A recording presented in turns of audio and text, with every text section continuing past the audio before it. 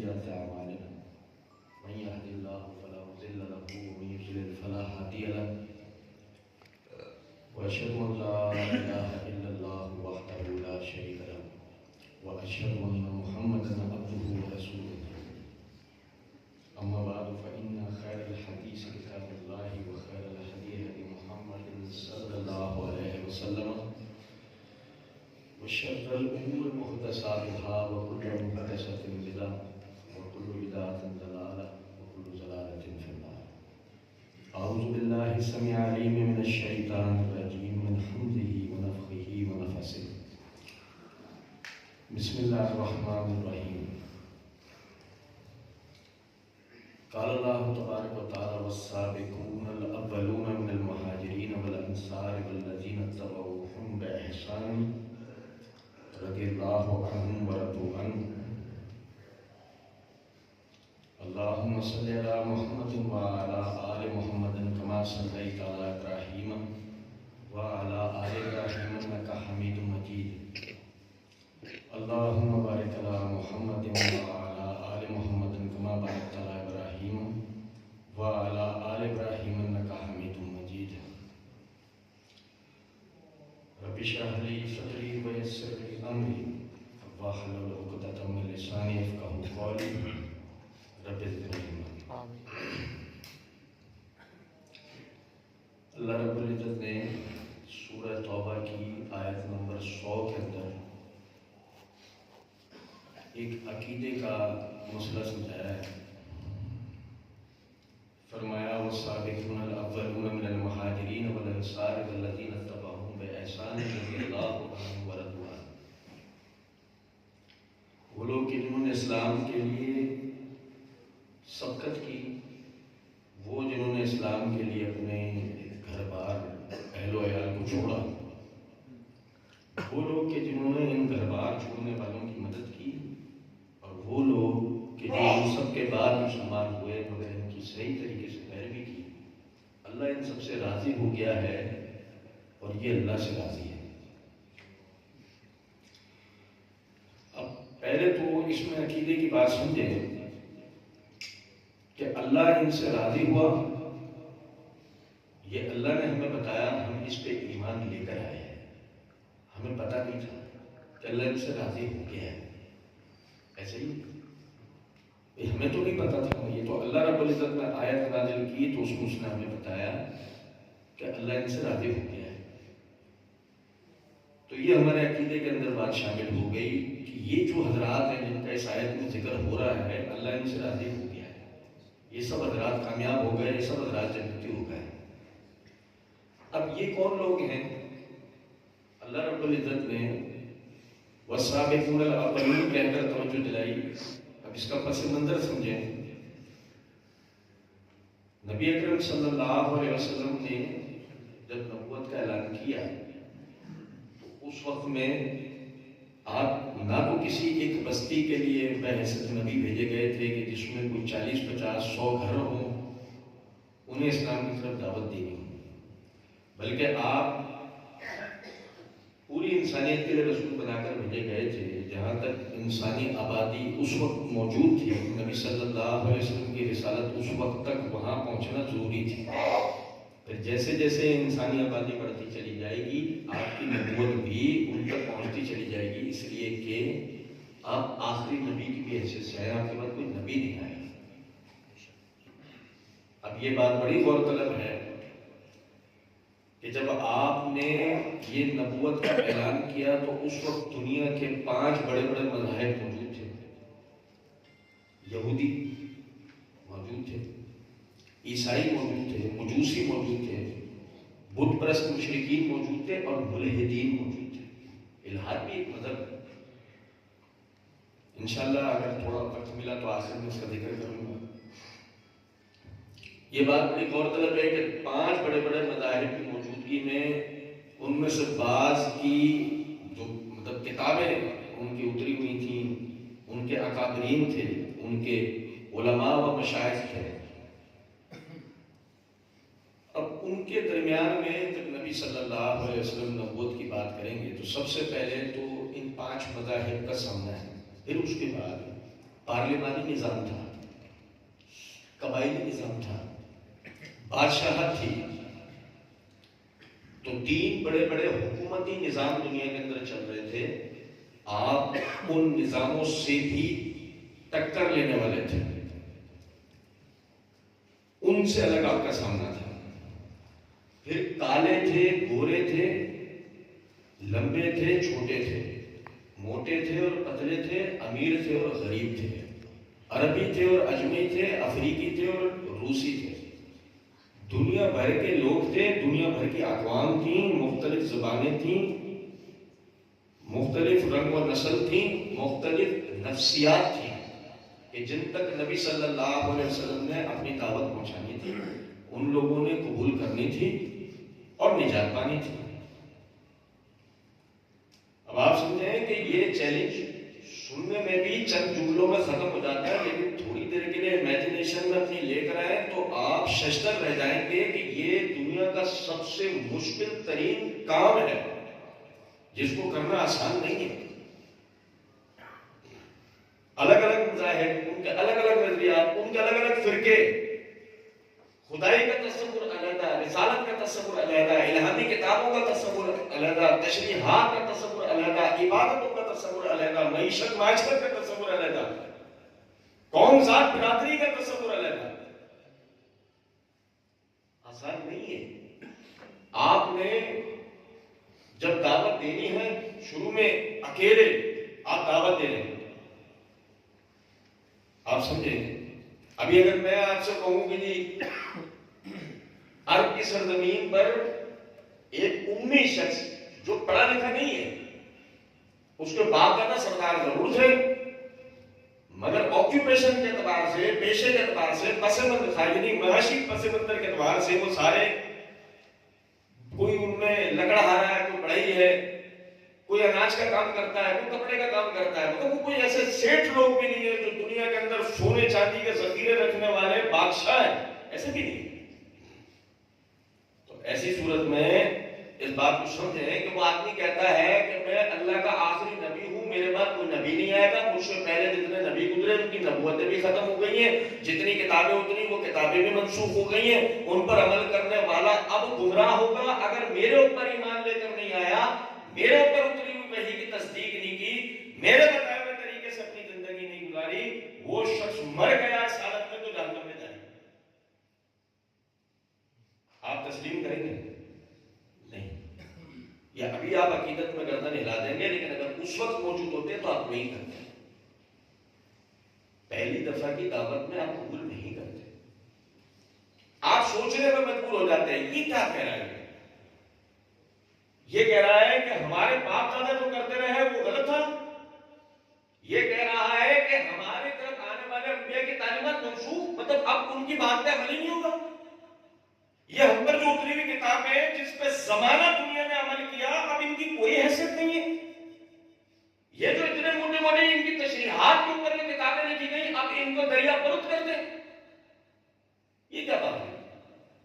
اور چھوڑے ان کو.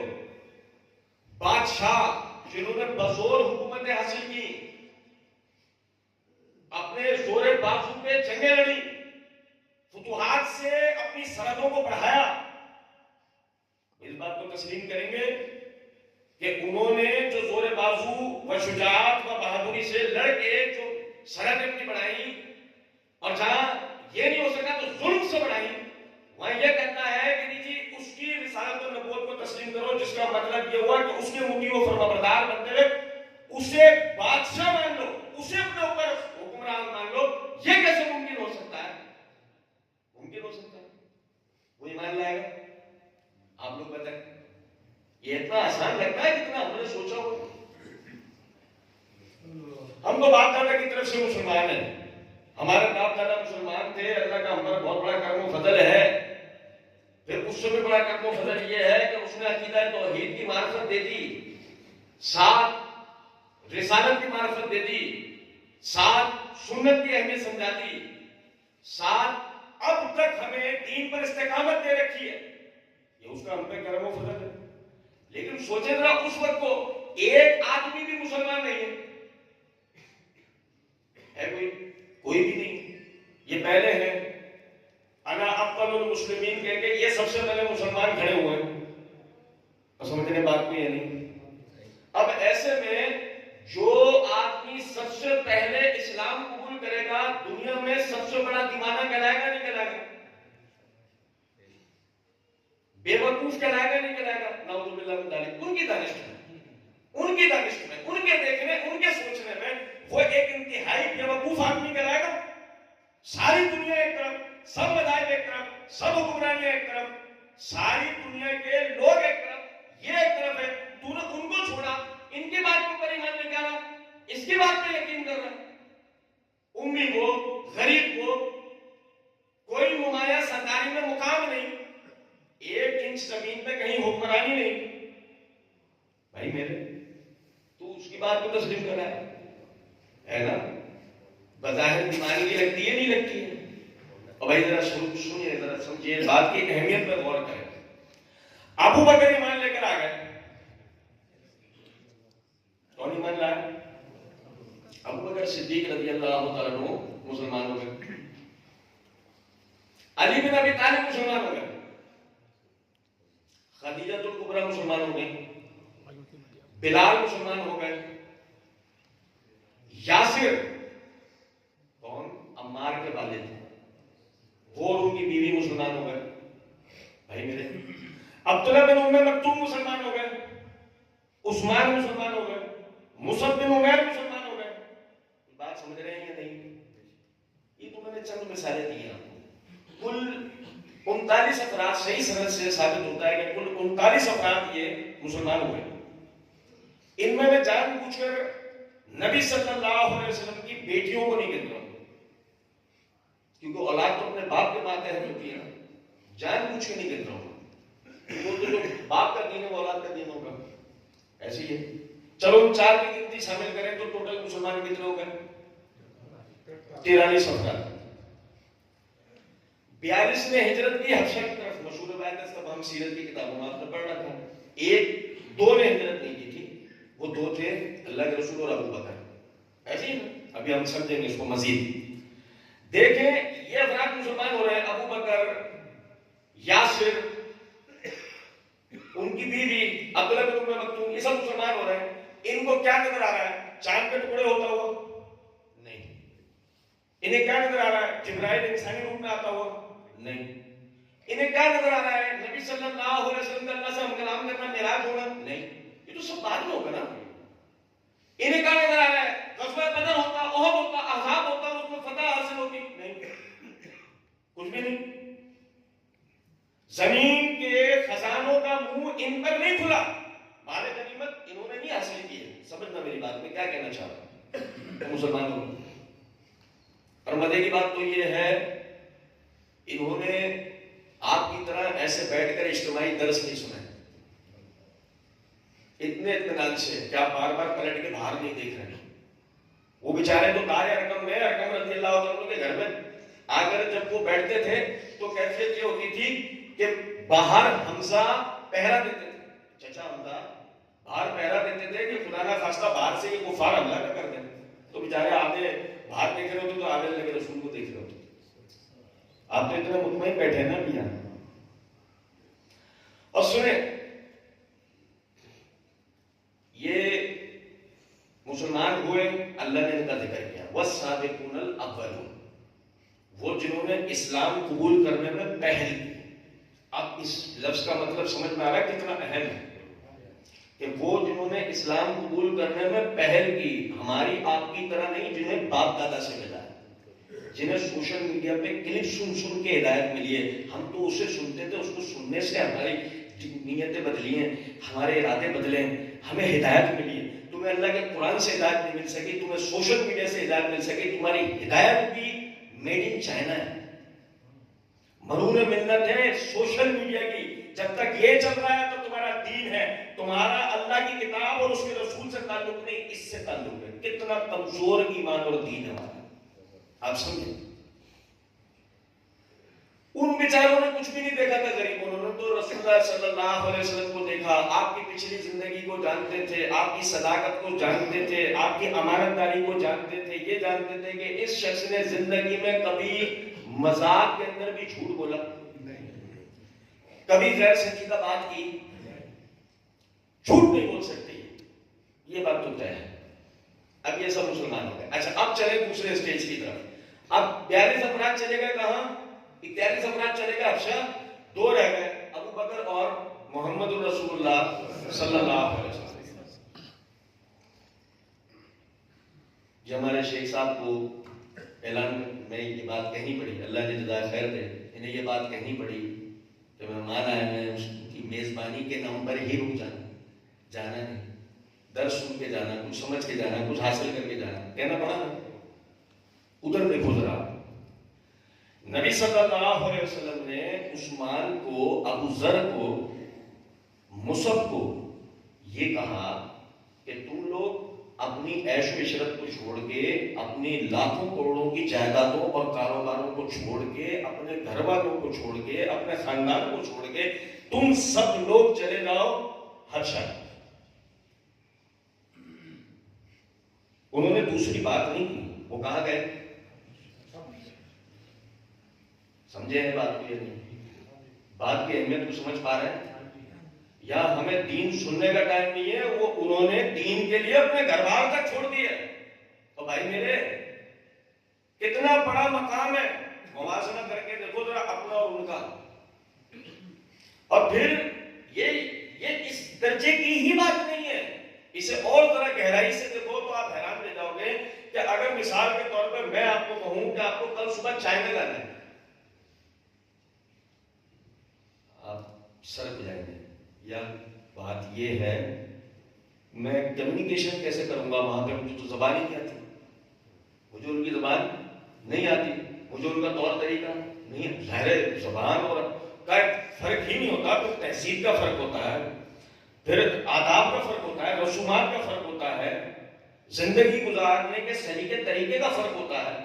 میں ان میں کیسے رہ پاؤں گا؟ ایک بات ہے, یا تو مجھے اس کی ٹریننگ دی جائے, پہلے مجھے چائنیز سکھایا جائے, مجھے رسوم و رواج سکھایا جائے. ایسی نبی صلی اللہ علیہ وسلم نے فرمایا تمہیں حبشہ جانا ہے. کہاں جانا ہے؟ نہ وہ ان کی زبان جانتے ہیں, نہ یہ ان کی زبان جانتے ہیں, نہ یہ ان کے طور طریقے پہ عامل ہے, نہ وہ ان کے طور طریقے پہ عامل ہے. بس صرف اتنا ہوا ہے, نجاشی مسلمان ہو گیا, وہ سپورٹ کرے گا, وہاں جاؤ, وہیں رہو, وہیں دعوت کا کام کرو. بیچارے اپنا سب کچھ چھوڑ چھاڑ کے, جو جوانیاں لگا کے, جو بزنس کھڑا کیا تھا, جو جائیدادیں بنائی تھیں, جو شادیاں کر کے آل اولاد بنائی تھی, آج معاشرے میں ایک شناخت بن گئے تھے, لیکن اپنی اصل شناخت کو چھوڑ کر اپنی پوری زندگی ختم کر کے اللہ کے دین کے لیے نبی صلی اللہ علیہ وسلم کے ایک دفعہ کہہ دینے سے سارے کہاں چلے گئے. اب اس کو تیسرے طریقے سے بھی دیکھیں. چلو جی, اب بھی یہ اتنا آسان نہیں ہے جتنا ہم نے سمجھا ہے. جب یہ یہاں سے چلے تو یہ کچھ سواریوں پہ نہیں گئے تھے. ہم نے سوچا کہ کوئی ٹرین ان کا انتظار کر رہی تھی, جیسے پارٹیشن کے وقت میں ہمارے ساتھ ہوا تھا کہ کوئی ٹرینیں ہوں گی کہ جس کے اوپر سوار ہو جاؤ اور پہنچ جاؤ. وہ رستے میں جو کچھ ہوا وہ ابھی بحث نہیں.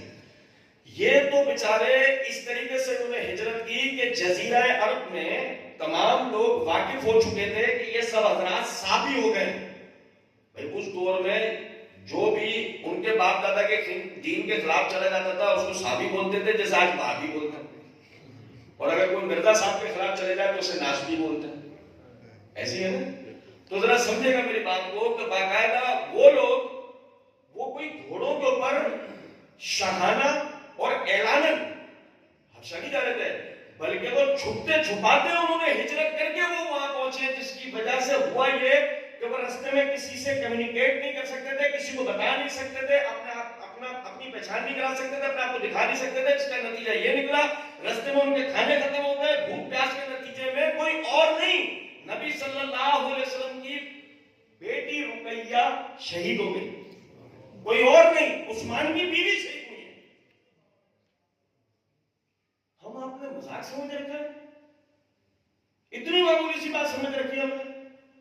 ان کی عثمان کی بیوی سے گھر بار وہ چلے گیا, جائیدادیں وہ چلی گئی, بیوی کو لے کے نکلے, رستے میں بیوی بھی چلی گئی,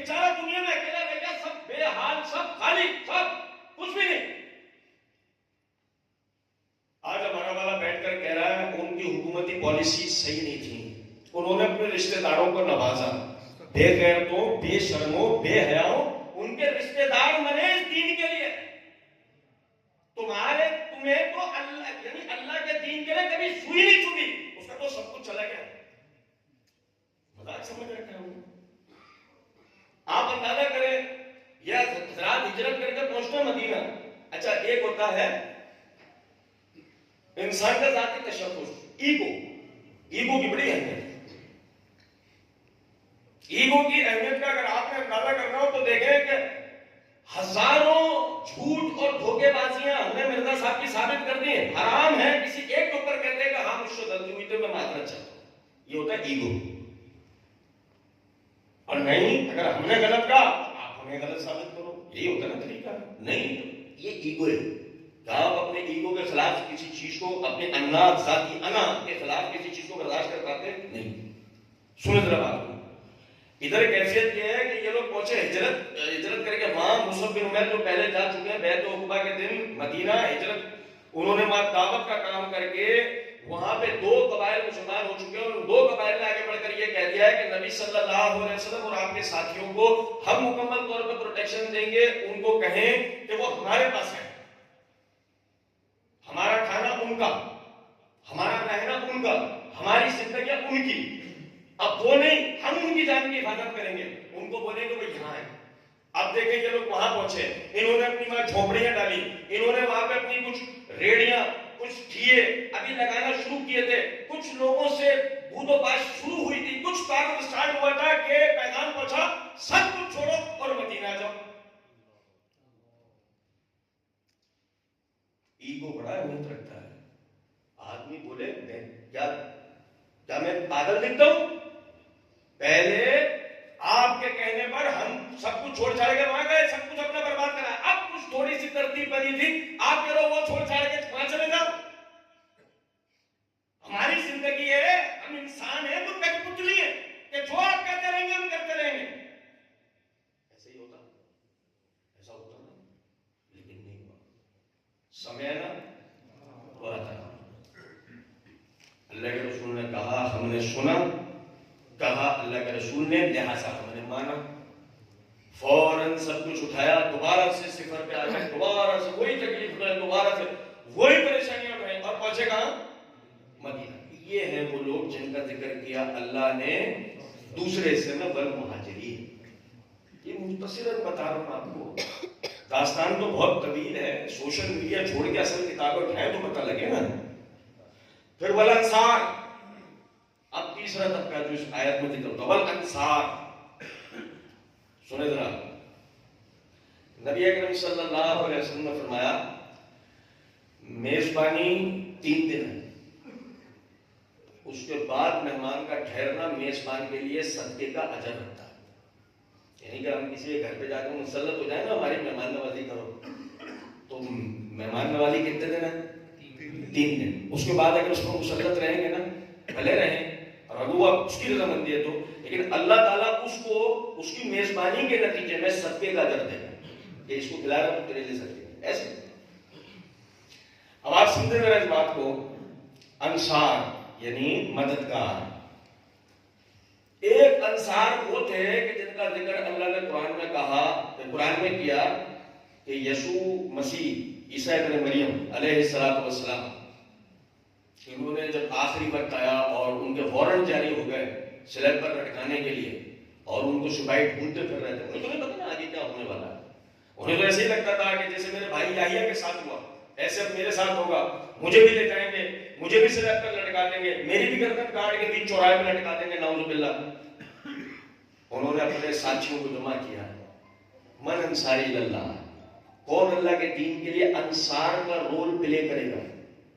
کون اللہ کے دین کا مددگار بنے گا کہ میں تو جا رہا ہوں، مجھے تو میری زندگی کا پتہ نہیں ہے، میرے بعد اس دین کی نشو و اشاعت، اس دین کے لیے اپنی جانوں اپنے مالوں کو اب کون پیش کرے گا؟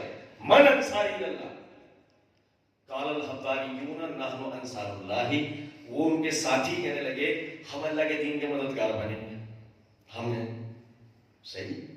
اب آپ انجیل اٹھا کے دیکھیں، آپ حیران رہ جائیں گے. متی کی انجیل پڑھنے سے ہمیں پتہ لگتا ہے کہ ان کے ساتھیوں میں سے ایک شخص وہ جاتا ہے یعنی دروغہ کے پاس، اور اس کو جا کے کہتا ہے کہ اگر میں تمہیں بتا دوں کہ یسوع مسیح اس وقت کہاں ہے تو کیا ہے نام دو؟ بھائی یہ کون ہے؟ صحابی عیسیٰ. یہ کون ہے؟ صحابی عیسیٰ. کہ اگر میں جو ہے وہ تمہیں بتا دوں کہ یسوع مسیح کہاں پر ہیں تو مجھے کیا انعام ملے گا؟ اس نے جواب کے اندر کہا جتنا تیرا وزن ہے نا، تیرے وزن پر تول کے تجھے سونا انعام میں دیں گے. بتاتا ہے. اس نے کہا کہ تم میرے پیچھے پیچھے فوج لے کر آؤ، سپاہیوں کو لے کر آؤ. میں جس گھر میں داخل ہوں اس گھر کے اندر تو یعنی دروغہ کو کہا خاموشی سے اندر آنا. جس کو جا کے میں ماتھے پہ بوسہ دوں نا وہ یسوع مسیح ہوں گے. سمجھے بات کو؟ یہ ہمیں انجیل بتاتی ہے. اور پھر انجیل وہیں سے ہمیں یہ بتاتی ہے وہ لوگ اس کے پیچھے گئے، وہ اندر داخل ہوا، اس نے جا کے ماتھے پہ بوسہ دیا، انہوں نے جا کے گرفتاری کیا، گھسیٹتے اور باہر لے کر آئے، سلیب سے باندھا اور لے جا کے مصلوب کر دیا، جو عیسائی روایت ہے. تو پتہ کیا لگا؟ یسوع مسیح کو بقول عیسائیوں کے جو مصلوب کیا گیا اس میں کوئی اور شامل نہیں، ان کا اپنا صحابی شامل تھا. ایسے ہی. اور ادھر دیکھنا، یہ ہجرت ہو رہی ہے، یہ ہجرت ہو رہی ہے. ان ہجرتوں میں سب سے پہلے یعنی سب سے آخری ہجرت یہ اپنے تمام ساتھیوں یعنی دنیا کا سب سے بہترین قائد محمد الرسول اللہ صلی اللہ علیہ وسلم. ہمارے قائدین کیا کرتے ہیں؟ وہ یعنی لوگوں کو آگے کر دیتے ہیں، خود پیچھے رہتے ہیں. ادھر نبی صلی اللہ علیہ وسلم نے کیا کرا؟ لوگوں کو باحفاظت پہلے نکلوا دیا، سارا خطرہ اپنے اوپر مول لے لیا. ادھر جو ہے دارالندوا میں سازش تیار ہو گئی، باقی تو سب نکل گئے، یہ رہ گیا گھر میں سو رہا ہے. گھیر کے اس کو ماریں گے، گھیر کے اس کو قتل کریں گے، نعوذ باللہ من ذالک. یہ پورا پلان بن رہا ہے وہاں پہ، کیونکہ وہ تو اکیلے ہیں، بس ایک ابو بکر ہے ساتھ. اب ہجرت کا اللہ کی طرف سے حکم آ گیا، ابو بکر ان کے ساتھ نکلے. رستے میں ابو بکر کو شک ہوا. ادھر سننا، یہ بڑی حیران ایک بڑی یعنی متعجب کر دینے والی بات ہے کہ رستے میں ابو بکر کو ایسا محسوس ہوا کہ کوئی ہمارا پیچھا کر رہا ہے. سامنے اوپر غار سور نظر آ رہی، پہاڑ نظر آ رہا، غار نظر آ رہی ہے. تو ابو بکر نے کہا اللہ کے رسول مجھے شک ہے کہ ہمارا پیچھا کیا جا رہا ہے اور ہم دو ہی ہیں، وہ پتہ نہیں کتنے لوگوں، ہمارے پاس ہتھیار بھی نہیں ہے، ان کے پاس ہتھیار بھی ہوں گے. مجھے آپ کا خطرہ ہے، خدا نہ خواستہ آپ کو کوئی نقصان نہ ہو جائے. تو کیا ہم ایسا نہیں کہ رات کو یہاں پڑاؤ کر لیں؟ تو نبی صلی اللہ علیہ وسلم کا ٹھیک ہے. اب جیسے ہی نبی صلی اللہ علیہ وسلم دیکھنا ہے یہاں تک موازنہ کرو، وہاں مسیح کے صحابی کا اور یہاں محمد کے صحابی کا صلی اللہ علیہ وسلم موازنہ کریں کہ یہاں تک بات ہونے کے بعد اب جیسے ہی دیکھا ابو بکر نے تو پتھریلا پہاڑ ہے. اگر نبی صلی اللہ علیہ وسلم اوپر جاتے ہیں تو نتیجے میں آپ کے پیروں میں تکلیف ہو جائے گی، آپ کو درد ہوگا. ابو بکر نے آپ کو اٹھایا کندھوں پہ، ابو بکر نے آپ کو اٹھایا کندھوں پہ اور خود اپنے کندھوں پہ اپنے زور پہ لے کر پہاڑ پر ابو بکر چڑھتا ہے. نبی صلی اللہ علیہ وسلم کو اتنی بھی تکلیف ہونے نہیں دیتا ہے. یہ ہجرت کا آخری مرحلہ ہے. اور آپ دیکھیں پھر وہی ابو بکر اندر جا کے دیکھتا تو اس کو چاروں طرف سوراخ نظر آئے. اب ڈر اس بات کا ہے کہ یہ سوراخ ہیں، ان میں سے کوئی زہریلا حشرات نہ نکل آئے، نبی صلی اللہ علیہ وسلم کو نقصان نہ پہنچا دیں. وہ ابو بکر جس کے تن پر بس ایک کپڑا رہ گیا، سب کچھ تو چھوڑ کے آیا پیچھے وہ اس ہجرت کی وجہ سے، اس نے وہی دامن اپنا پھاڑا، وہی کپڑے اپنے پھاڑے، اس کے چیتڑے کرے اور ان سوراخوں کو بھرنا شروع کر دیا. آخر میں ایک سوراخ رہ گیا. ادھر نبی صلی اللہ علیہ وسلم کو دیکھا تو آپ ابو بکر کی ران پہ سر رکھ کے لیٹ گئے، اب ہل نہیں سکتے اپنی، تو اس پہ پیر رکھ گئے.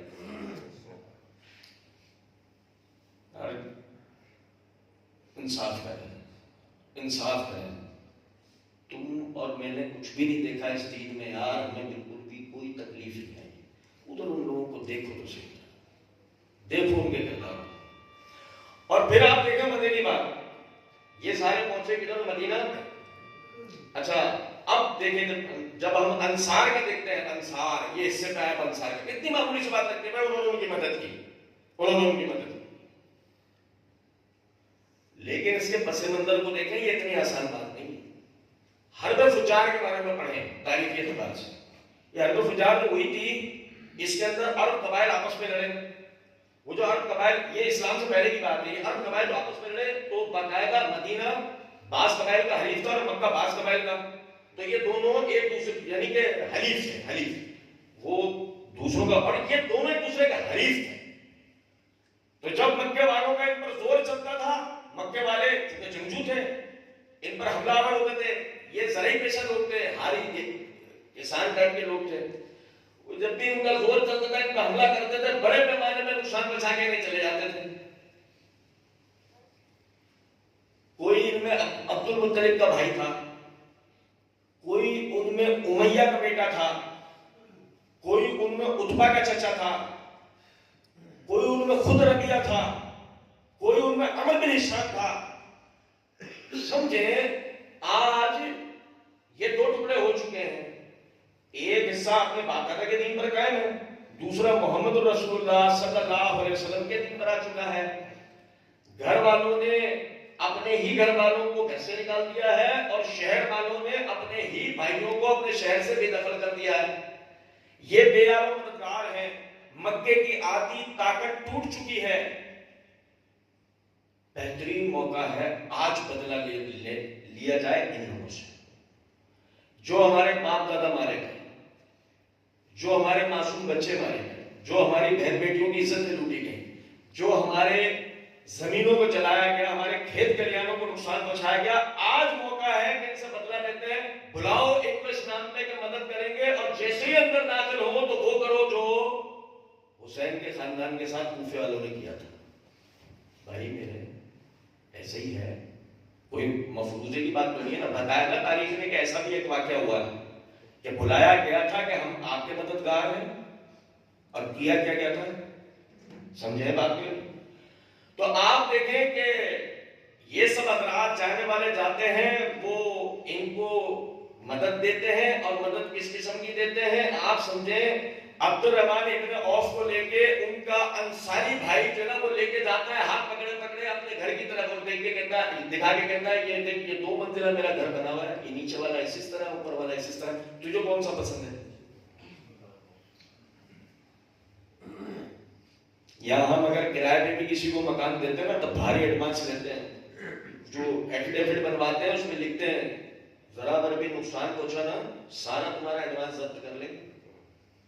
یہ سب کچھ باتیں ہوتی ہیں، حالانکہ وہ بھی تو ہمارا مسلمان بھائی ہے نا. نہیں سمجھے کچھ بات ہو. ادھر دیکھو آپ، صرف شناخت کیا ہے کہ یہ کون ہے؟ محمد الرسول اللہ صلی اللہ علیہ وسلم کا ساتھی ہے. ان کے کہنے پہ ہجرت کر کے آیا ہے. اور ہم کون لوگ ہیں؟ ہم نبی صلی اللہ علیہ وسلم کے ساتھی ہیں. اللہ نے ہم پر ان کی مدد کرنا لازم کیا. لیکن آئے یہ دیکھ لے دونوں میں سے کون سا پسند ہے؟ انہوں نے اوپر والا پسند کر لیا. ٹھیک ہے تو لے لیں. اپنی 2 بیویاں تھیں، ان کے باہر بلایا، یہ میری 2 بیویاں ہیں، ان دیکھ اس کو پردے کا حکم تو اتنا نہیں تھا، ان کو دونوں کو غور سے دیکھ لے، جو تجھے پسند ہو میں اس کو طلاق دے دیتا ہوں، تو نکاح کر لے. اے بھائی جان آپ ذرا کردار تو دیکھو، آپ ان کا مقام تو دیکھو یار. ان لوگوں نے باقاعدہ اپنے ان پسماندہ، برے حال اور لاچار بھائیوں کی مدد کی، اور ایسی مدد کی کہ ان کو اپنے پیروں پہ کھڑا کر دیا. ایسا ہوا یا نہیں؟ جس کی زندہ مثال یہ ہے کہ عثمان بالکل صفر مدینہ میں آئے اور دوبارہ سے اتنے طاقتور ہوئے کہ نبی اکرم صلی اللہ علیہ وسلم نے جب مدینہ میں پہلا فلاحی کام کیا تو یہ کیا کہ پانی فری کروایا.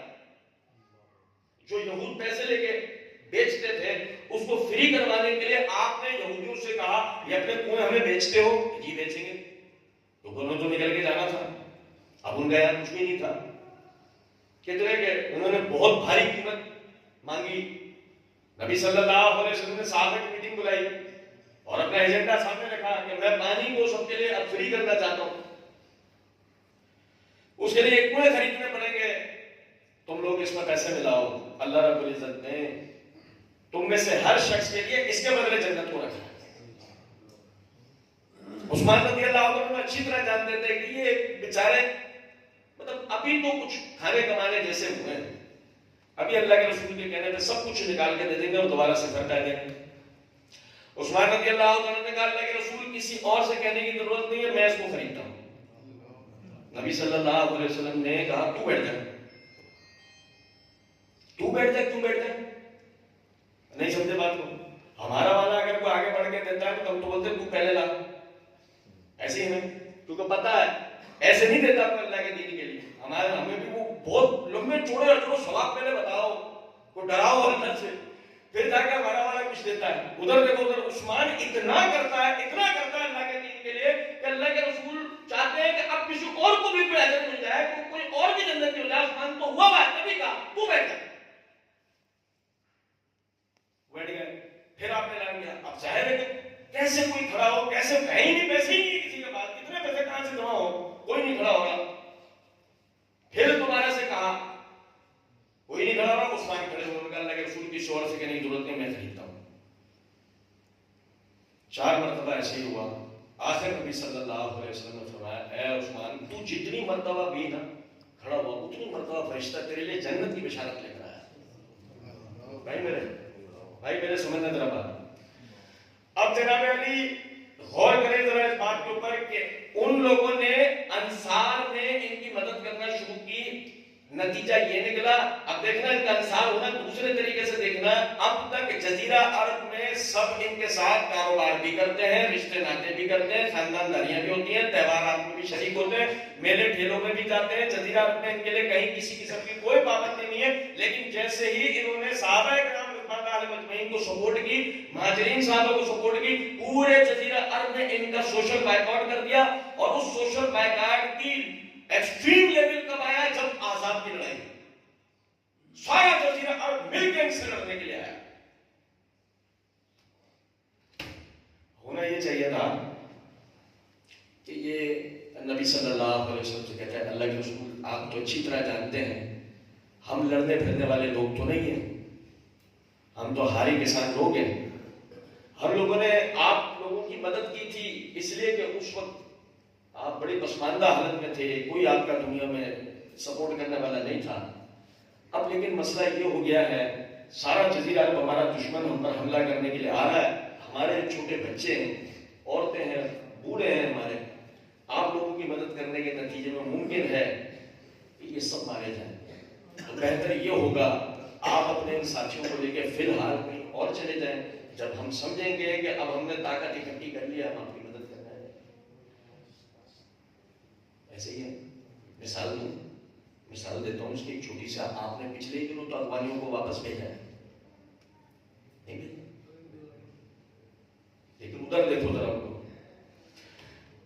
ان لوگوں نے نبی صلی اللہ علیہ وسلم کے پاس اکٹھے ہوئے. سعد بن عبادہ رضی اللہ تعالیٰ عنہ نبی صلی اللہ علیہ وسلم کہنے لگے اللہ کے رسول ہمیں بتائے ہمیں کیا کرنا ہے، کیا کر کیا سکتے ہیں؟ کچھ بھی نہیں کر سکتے ہیں. لیکن دیکھو ذرا یار ان کی اتباع کا عالم دیکھو ذرا، اللہ کے رسول کی پیروی کا عالم دیکھو. اللہ کے رسول ہمیں بتایا ہمیں کیا کرنا ہے. تو نبی صلی اللہ علیہ وسلم نے فرمایا نہیں، تجویز تم لوگ دو، سب مشورہ دو اپنا کہ ہم کیا کریں. سب نے اپنے اپنی تجویزیں دینا شروع کری. آخر سلمان فارسی رضی اللہ عنہ نے کہا اللہ کے رسول ہمارے یعنی روم کے اندر جب اس فارس کے اندر جب اس طرح کا معاملہ کوئی ہوا کرتا تھا تو ہم دشمن سے بچاؤ کے لیے ارد گرد خندق کھود لیا کرتے. اسی پر فیصلہ ہوا اور خندق کے کھود لی گئی. بھائی انصار کیا کر رہے ہیں؟ خندق کی کھود رہے ہیں. اور نہیں سمجھے تم بات کو یار؟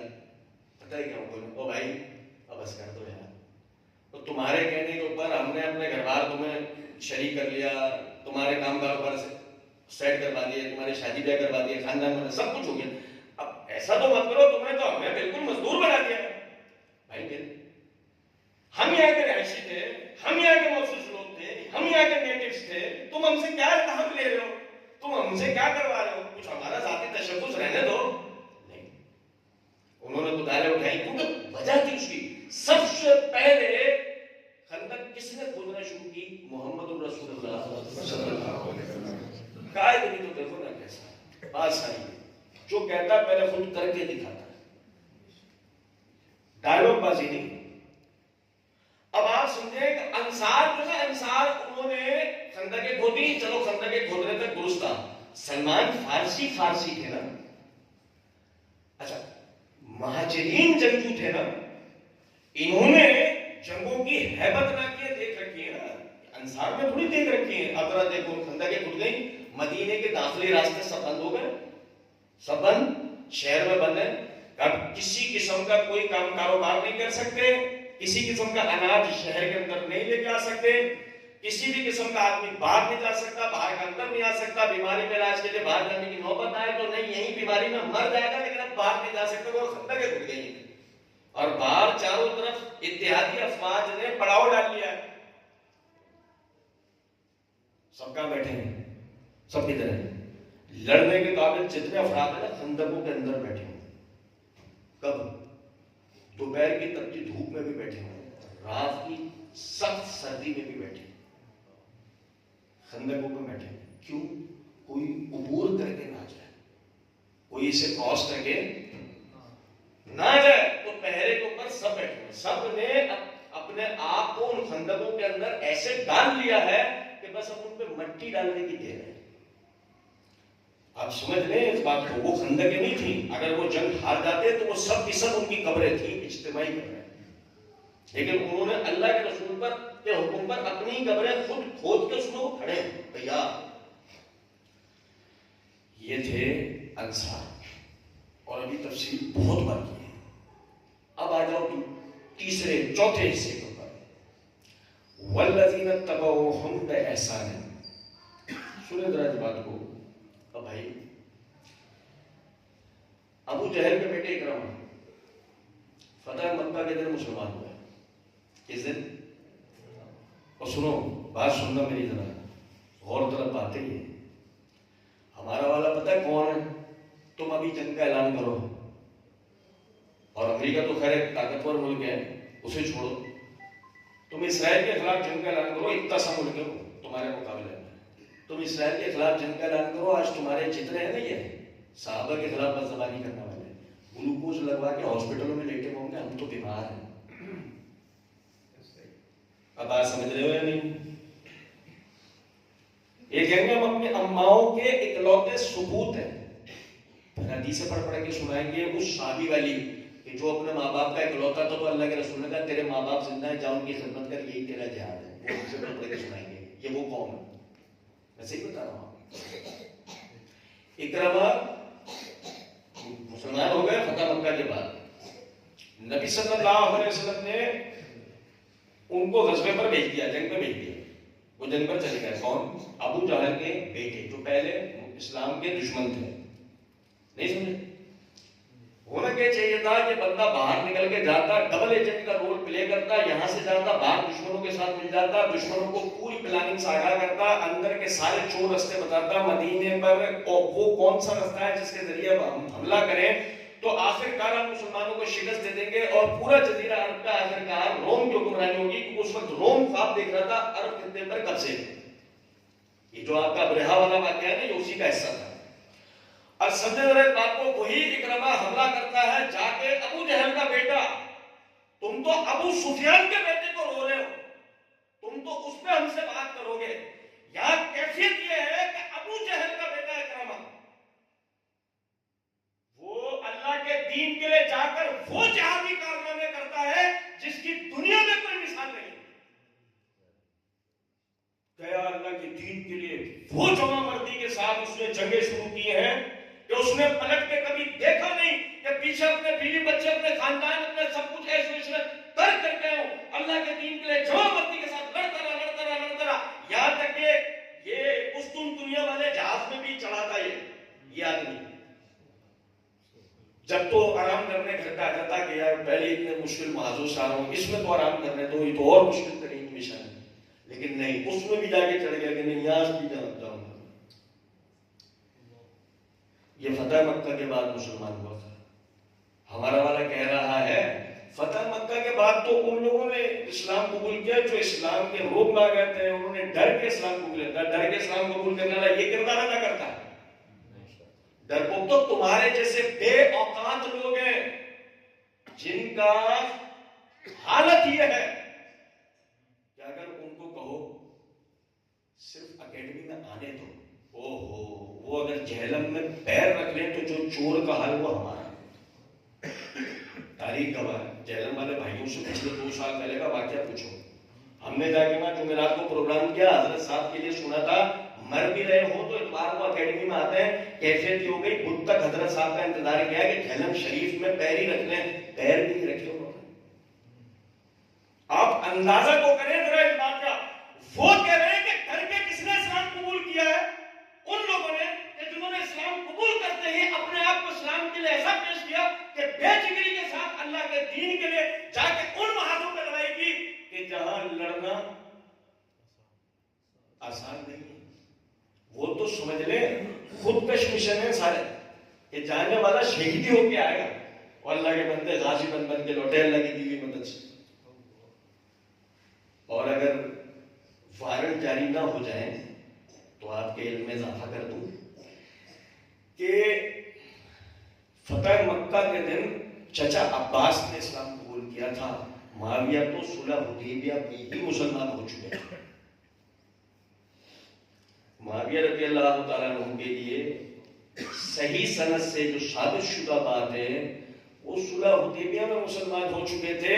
صرف اپنے والد ابو سفیان کا لحاظ کرتے تھے جو اپنے اسلام کا اظہار نہیں کرتے تھے. جب ابو سفیان نے فتح مکہ کے دن اپنے اسلام کا اظہار کیا تو معاویہ رضی اللہ عنہ کا خود ہی مسلمان ہونا سب پہ ظاہر ہو گیا.